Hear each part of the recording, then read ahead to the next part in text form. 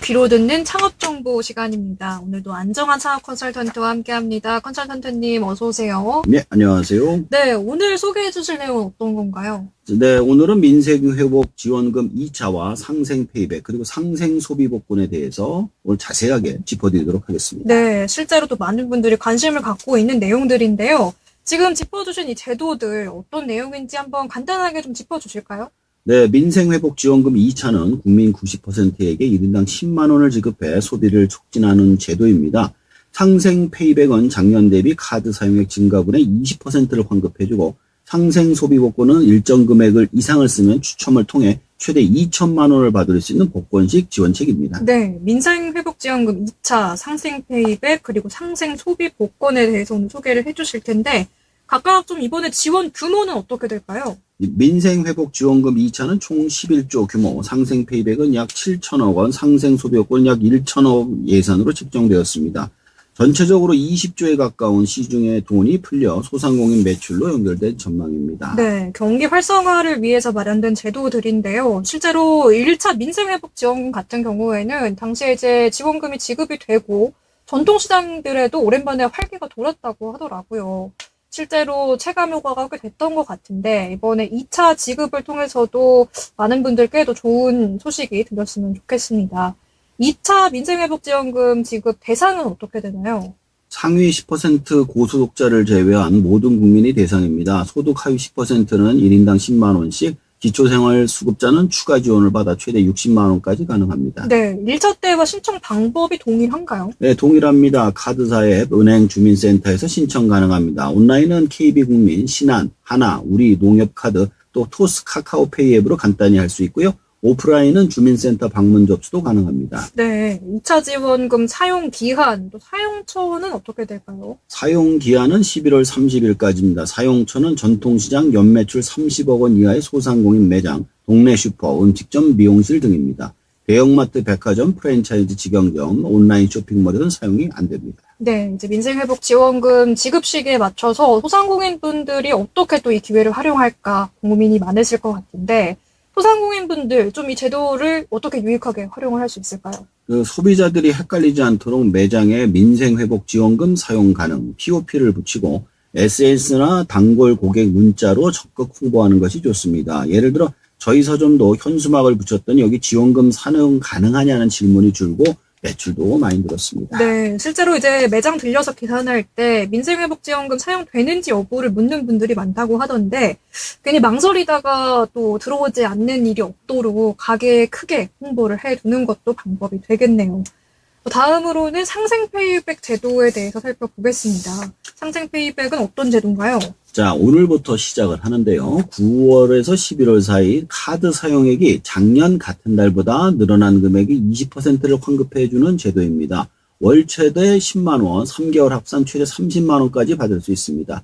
환급은 돈이 아니라 온누리 상품권으로 지급됩니다. 네, 작년 이맘때보다 소비 금액이 늘어났다면 환급을 해주는 제도인데 신청 조건, 신청 방법도 설명해 주실까요? 만 19세 이상이고 작년에 카드 사용 이력이 있는 국민이라면 누구나 가능합니다. 여기 중요한 게 내국인뿐만 아니라 외국인도 돼요. 다만 소비처는 소상공인 매장이어야 하고 대형마트, 백화점, 온라인 쇼핑몰 등은 제외됩니다. 신청 방법은 상생페이백.kr 전용 홈페이지를 통해 온라인으로 신청하시면 되는데요. 첫 주에는 출생연도 끝자리가 따라 요율제가 적용됩니다. 예를 들어 오늘 같은 경우에는 끝자리가 50이면 되고요. 그 다음에 이제 16이면 화요일, 내일 신청이 가능한 방식입니다. 네, 작년보다 소비액이 늘었을지 아닐지 모르는 분들도 많으실 것 같아요. 확인할 수 있을까요? 이거는 그 카드사 홈페이지 들어가시면 돼요. 그렇죠. 그래서 찍어가지고 작년에 내가 이번 달에 얼마 썼는지 보고 그 다음에 카드를 하나만 신청하시면 되니까 만약에 LG면 LG, 뭐 롯데면 롯데 이런 식으로 해가지고 그걸 신청하신 다음에 그 달을 맞춰서 하시면 됩니다. 네. 그러면 만약에 이제 작년보다 소비 금액이 늘었다면 늘어난 금액의 20%를 환급을 해주는 건데 환급은 어떤 방식으로 이루어지나요? 사용액을 집계한 뒤 다음 달 말일에 디지털 온누리 상품권으로 지급됩니다. 이 상품권은 다시 전통시장, 소상공인 매장에서 쓸 수 있어 소비 선순환 구조를 만드는 게 목표입니다. 네, 전통시장 또 소상공인 매장에서만 쓸 수 있는 디지털 온누리 상품권으로 지급이 된다고 하니까 또 좋은 순환 효과로 이어지겠습니다. 이렇게 상생 페이백을 신청하면 상생 소비 복권도 참여할 수가 있다고요? 예, 그렇습니다. 상생 페이백을 신청한 사람이라면 자동으로 참여됩니다. 5만 원 결제할 때마다 응모권이 한 장, 그러니까 복권 한 장이 주어지는 거고요. 네. 최대 10장까지 받을 수 있어요. 별도의 응모 절차가 필요 없습니다. 네. 응모권이 주어지는데 그럼 결과는 또 어떻게 알 수 있는 건가요? 이제 그건 마지막 달에 이제 추첨을 해서 나오는 건데 1등이 2천만 원, 2등이 200만 원, 3등이 100만 원, 4등이 10만 원 등 총 2천여 명에게 당첨이 됩니다. 당첨금 역시 온누리 상품권으로 지급돼 소상공인 매출에 사용할 수 있습니다. 네, 상생 페이백을 신청하기만 해도 상생 소비 복권이 또 응모가 저절로 된다고 하니까 많은 분들이 또 활용해 보시면 좋겠습니다. 이 기회를 또 전통시장 상인분들, 소상공인분들은 어떻게 활용할 수 있을까요? 단순히 쓸 수 있다라고 안내하는 것보다 우리 가게에서 쓰면 페이백 환급 플러스 복권 응모까지 된다라고 알리면 소비자들에게 훨씬 적극적으로 사용할 수 있습니다. 따라서 POP나 홍보물을 활용하면 더 큰 효과를 얻을 수 있는데요. 예를 들어서 매장 입구에 민생지원금 사용 가능, 상생 페이백 포인트 적립 가능 등 문구를 붙이고 계산대에는 QR코드로 카드사 신청 페이지를 안내하면 좋습니다. 일부 전통시장에서는 공동 POP를 제작해 상인들이 통일성 있게 붙였더니 효과가 배가가 됐습니다. 네, 이 점 잘 또 기억해 두시는 게 좋겠습니다. 이 밖에 또 어떤 홍보 채널을 활용하면 좋을까요? 그러니까 오프라인 POP 외에도 단골 고객 단체 카톡방이나 인스타그램, 네이버 플레이스 공지 활용을 하면 좋을 것 같습니다. 예를 들어 지원금 사용 가능 플러스 가을 한정 메뉴 할인 같은 메시지를 넣으면 효과적입니다. 네, 그렇겠네요. 그런데 또 이 제도들을 활용을 할 때 주의하면 좋을 점이라면 어떤 게 있을까요? 소상공인의 경우 깡거래, 즉 상품권 현금화는 절대 금지입니다. 적발되면 지원금 전액 환수와 과태료 부과, 향후 정부 지원 지원업 참여 제한까지 받을 수 있습니다. 사용하시는 분들의 경우 보이스 피싱하고 스미싱을 조심하셔야 돼요. 정부는 링크가 포함된 문자를 보내지 않습니다. 또 소비자들도 유의할 점이 있는데요. 바로 사용기한을 반드시 확인해야 한다는 겁니다. 11월 30일 이후에는 잔액이 소멸되기 때문인데요. 또 대형마트, 온라인 쇼핑몰에는 사용할 수 없기 때문에 결제 전에 반드시 가맹점 여부를 확인해야만 합니다. 네. 이제 실제로 1차 때 같은 경우에나 이 제도들이 이제 활성화됐을 때 소상공인들 체감 반응은 좀 어땠나요?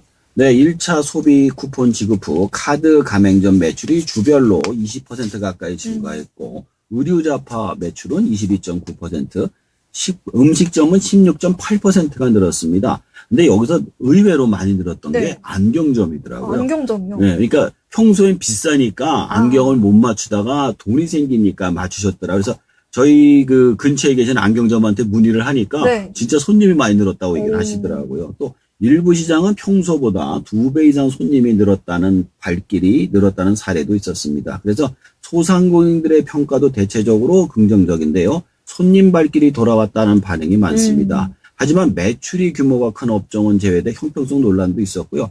예를 들어 국내 대기업 가전 매장은 제외인데 외국 브랜드 매장이 가능해 불만이 제기되기도 했었습니다. 그렇군요.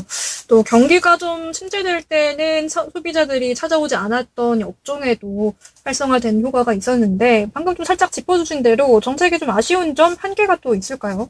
사실 이게 코로나 기간 동안에 사람들이 온라인으로 많이 갔어요. 근데 소비가 온라인에 습관이 되고 나다 보니까 오프라인이 매출이 더 이상 늘지 못했던 게 문제였던 거거든요. 근데 이번에 오프라인에서 소상공인한테 쓸 수 있는 걸 나눠주다 보니까 네. 소상공인 매출이 올라간 거죠. 문제는 뭐냐? 요거 떨어지고 나면 다시 안 찾는다는 거예요.